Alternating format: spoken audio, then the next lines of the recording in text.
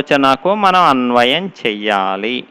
అదే బుద్ధిగా తలూపి దీని చెయ్యి అందుకోవడం అంటే అది. దీని చెయ్యి మనం అందుకోవడం అన్నమాట.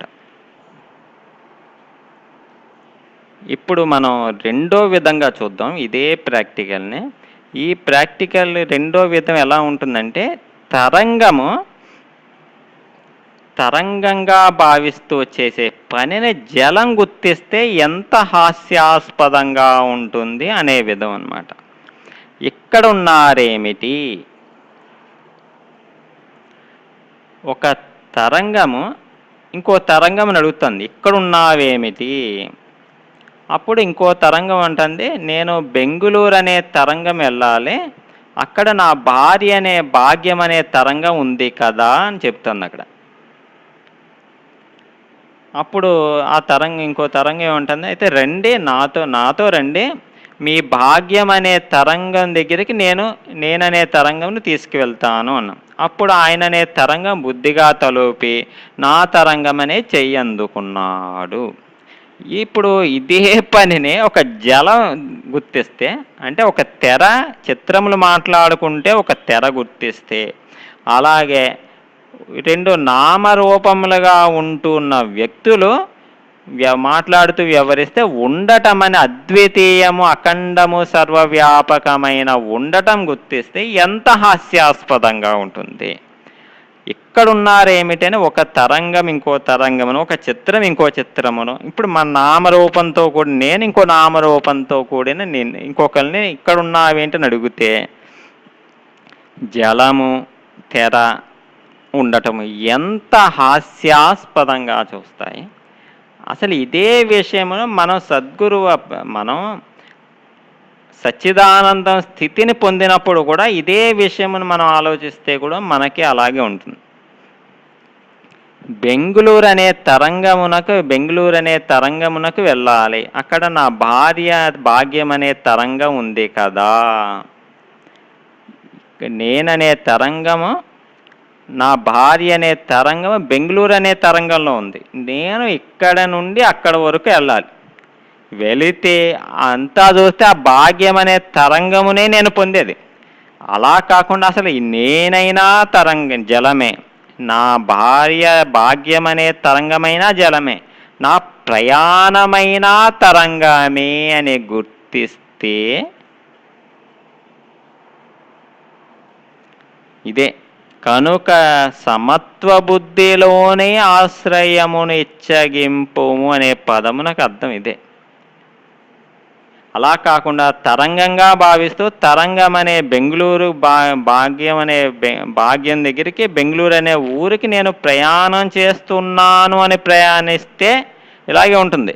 ఫలాపేక్షతో చేసే కర్మ మిక్కిలి నీచమైంది, ఫలమునందు ఆసక్తి గలవాడు దీనుడు. అసలు ఇదే మాట జలం ఎంతలా నవ్వుకుంటుంది. అసలు ఒక తెర, ఒక ఉండటమును జలమునే వదిలేసి ఈ తరంగం ఎన్ని జన్మల నుండి ఎంతమంది భార్యలను పొందుతూ ఎన్ని ఊర్లు ప్రయాణం చేసింది. స్వరూపమైన జలమును, తెరను, ఉండటమును మరచిపోయి మరలా ఎన్ని జన్మలు ఇలాగే భార్య అనే తరంగమును, చిత్రమును, నామరూపమును పొందుతూ ఎన్ని జన్మలలో ప్రయాణం చెయ్యబోతాడు. ఏం పొందుతాడు? తెలివి తక్కువతనం వల్ల సుఖం దుఃఖం తప్ప వేరే ఏమీ పొందట్లేదు. రండి నాతో మీ భాగ్యం దగ్గరికి నేను తీసుకువెళ్తాను అని ఒక తరంగం ఇంకో తరంగమును మీ భాగ్యం అనే భార్య తరంగం దగ్గరికి నేను తీసుకువెళతానని తీసుకువెళితే ఇప్పుడు వీడికి ఏంటి సంతోషం కలుగుతుంది. వీడికి మామూలుగా అయితే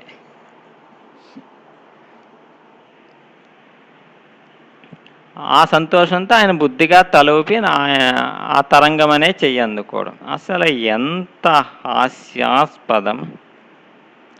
అసలు ఇదే మాటని జలము, తెర, ఉండటం దృష్టిగా చూస్తే ఎంత పడి నవ్వుకోవాలి మనం. ఇంకా మూడో విధంగా చూద్దాం. మూడో విధం ఏంటంటే, ప్రతి తరంగములోనూ జలమును, ప్రతి చిత్రములోనూ తెరను, ప్రతి నామరూపములలోనూ ఉండటమును గుర్తించడం. ఇక్కడ ఇక్కడ ఉండటం, అక్కడ ఉండటం, ఎక్కడైనా ఉండటమే కదా. అలాగే ఉండటం. బెంగుళూరు మీరు ప్రపంచంలో ఏ నగరమైనా చెప్పండి, ఉండటమా కాదా? మహా అయితే అలా ఉంది, ఇలా ఉంది, అక్కడ ఉంది, ఇక్కడ ఉంది, అప్పుడు అలా ఉంది, ఇప్పుడు ఇలా ఉంది, అందుకు ఆ విధంగా ఇలా ఉంది అంటాం. ఏ విధంగా ఎలా అయినా ఉండటమా కాదా? వెళ్ళటం, వెళ్ళి ఉండటం, వెళ్ళబోతుండటం. మీరు వెళ్ళటమైనా ఉండటమే, వెళ్ళి ఉండటమైనా ఉండటమే, వెళ్ళబోతూ ఉండటమైనా ఉండటమే. అక్కడ ఇక్కడ ఎక్కడైనా కూడా ఉండటమే. నా భార్య ఉంది అంటాం, ఉండటమే కదా.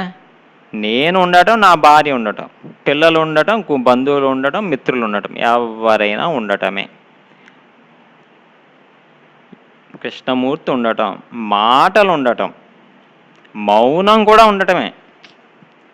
కరెక్ట్, మాటే కాదు, మౌనం కూడా ఉండటమే. నేను ఉండటం, ఆశ్చర్యం ఉండటం, కోపం ఉండటం, దిగాలు ఉండటం, ఏదైనా కూడా ఉండటమే. కలిగించటం, కలిగించి ఉండటం, కలగటం, నాకు అది కలిగింది అంటాం, ఏదైనా కూడా ఉండటమే. దగ్గరైనా ఉండటమే, దూరమైనా ఉండటమే, నేనైనా ఉండటమే. తీసుకు వెళుతూ కూడా ఉండటమే. తీసుకు వెళ్ళటం అంటారు. తీసుకు వెళ్ళటం అంటే ఒక తెర మీద ప్రతిఫలించిన చిత్రము ఇంకొక చిత్రమును ఇంకొక చోటుకి తీసుకు వెళుతూ ఉందనుకోండి, అప్పుడు ఏంటి? తెర కన్నా అన్యమేది లేదు. మీరు తీసుకు వెళ్ళినా, తీసుకు వస్తున్నా, తీసుకు వెళ్ళకుండా అక్కడే నించున్నా, ఏమి చేసినా తెర కన్నా అన్యంగా ఏదీ లేదు. అలాగే అద్వితీయం, అఖండం, సర్వవ్యాపకం, శ్రేష్టమైన ఉండటము పరిమితంగా అవగానే నామరూపంగా ఉంది. నామరూపంగా ఉన్నా కూడా ఉండటమే. ఇప్పుడు నేను ఇక్కడ ఉన్నాను, అక్కడ ఉన్నాను, నేను ఇక్కడ నుండి అక్కడికి వెళుతున్నాను, వెళుతూ ఉన్నప్పుడు కూడా ఉండటమే. ఉండటం మీద ఆరోపింపబడిన ఉండటం అనే తెర మీద ఆరోపింపబడిన నామరూపములనే చిత్రములు మనం చిన్నప్పుడు ఉండటమే, ఇప్పుడు ఉండటమే, మధ్యలో ఉండటమే, భవిష్యత్తులో కూడా ఉండటమే. నామరూపములు మాత్రమే అటు ఇటు కదులుతాయి, మిగతా అంతా కూడా ఉండటం కన్నా అన్యంగా లేదు. ఆయన ఉండటం, బుద్ధిగా ఉండటం, బుద్ధిగా లేకపోవడం, ఏదైనా కూడా ఉండటమే. తలను ఊపడం, తలను ఊపకపోవడం, ఏదైనా కూడా ఉండటం. ఒక తెర మీద ప్రతిఫలించిన చిత్రము తల ఊపినా ఊపకపోయినా కూడా తెర కన్నా అన్యంగా లాగలేదు. అలాగే ఉండటం, అఖండమద్వితీయమనే ఉండటం అనే తెర మీద ప్రతిఫలించిన నామరూపములతో కూడిన ఒక జీవి తల ఊపినా, తల ఊపకపోయినా, నడిసినా, నడవకపోయినా కూడా ఉండటం కన్నా అన్యంగా ఏదీ లేదు. నా చెయ్యి, నేనుండటం, నా చెయ్యి ఉండటం, అందుకోవడం, అందుకొని ఉండటం, అందుకోవటం, అందుకోకపోవటం, ఏదైనా కూడా ఉండటం. ఇందులో అసలు ఎక్కడ ఉండటం కన్నా అన్యంగా ఏదీ లేదు. ఒక్కసారి మన ఎదురుగా ఉన్న ప్రతి వస్తువును, మన గతంలో జరిగిన ప్రతి విషయమును కూడా గుర్తు తెచ్చుకోండి. ఏమని వివరిస్తాం? అలా ఉంది, ఇలా ఉంది, అక్కడుంది, ఇక్కడ ఉంది, అప్పుడుంది, ఇక్కడ ఉంది, అంతకు మించి వేరే ఏమీ లేదు.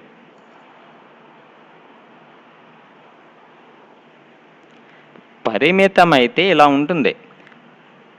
పరిమితం అవ్వగా ఒక జలము తెర ఉండటం పరిమితం అవ్వగానే నేను అనే తరంగము, అతననే చిత్రము, వారనే నామరూపం ఇలా ఉంటుంది. మరలా ఎలా ఉండటం, ఎందుకు ఉండటం, ఎప్పుడు ఉండటం, ఎక్కడ ఉండటం, ఏ విధంగా ఉండటం, ఎవరై ఉండటం, ఏమై ఉండటం. దానికి సమాధానం అలా ఉండటం, ఇందుకు ఉండటం, అప్పుడు ఉండటం, ఇక్కడ ఉండటం, ఈ విధంగా ఉండటం, వారై ఉండటం, ఇదే ఉండటం. ఇంతకు మించి విశ్వంలో ఏ పని జరగదు. ఎలా అయినా ఉండటమే. నామరూపములతో గుర్తిస్తే తెలివి తక్కువతనం వలన సుఖం దుఃఖంగా ఉంటుంది.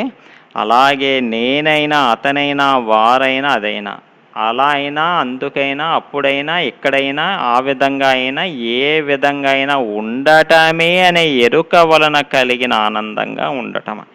ఈ 2 విషయములను మనం నిత్యానిత్య వివేకం అంటారు. అది గుర్తించుకుని ఏ స్థితిలో ఉండాలో మనం నిర్ణయించుకోవాలి. మరలా మనం ఏదైనా విషయమును గాని, ఆలోచనను గాని, పనిని గాని అది ఉండటం కన్నా అన్యం కాదు అని గుర్తించినప్పుడు కలిగిన నిర్వికల్పము, ద్వంద్వాతీతము, భావాతీతమైన స్థితి మరొక విషయం వచ్చే వరకు ఉంటుంది.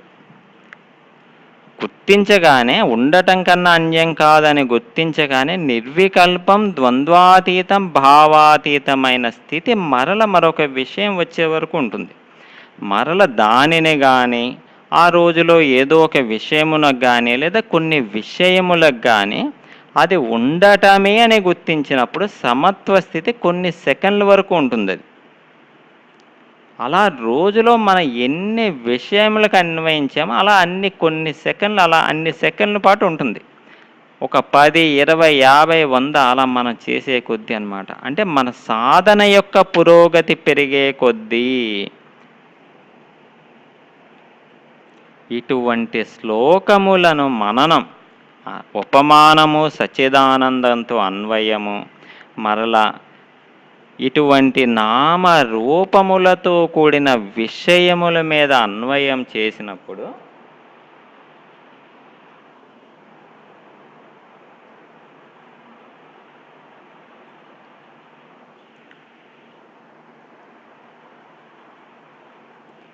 మన సాధన యొక్క పురోగతి పెరుగుతుంది.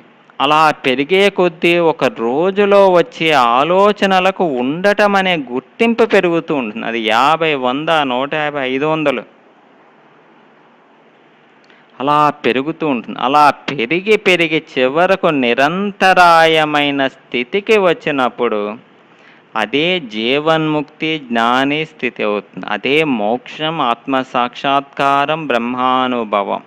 ఆ స్థితి ఎలా ఉంటుంది?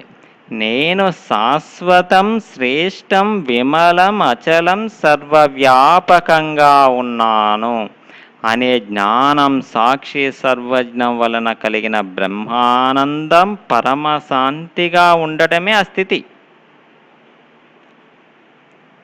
అసలు ఇటువంటి అద్భుతమైన స్థితిని పొందడానికి మనం అసలు ఇటువంటి అద్భుతమైన శ్లోకములను ఎంత వీలైతే అంత మననం చెయ్యాలి. ఆ మననం మనల్ని అద్భుతమైన స్థితికి చేరుస్తుందన్నప్పుడు మనం ఎందుకు చెయ్యం అని ఒక్కసారి ఆలోచించుకోవాలి.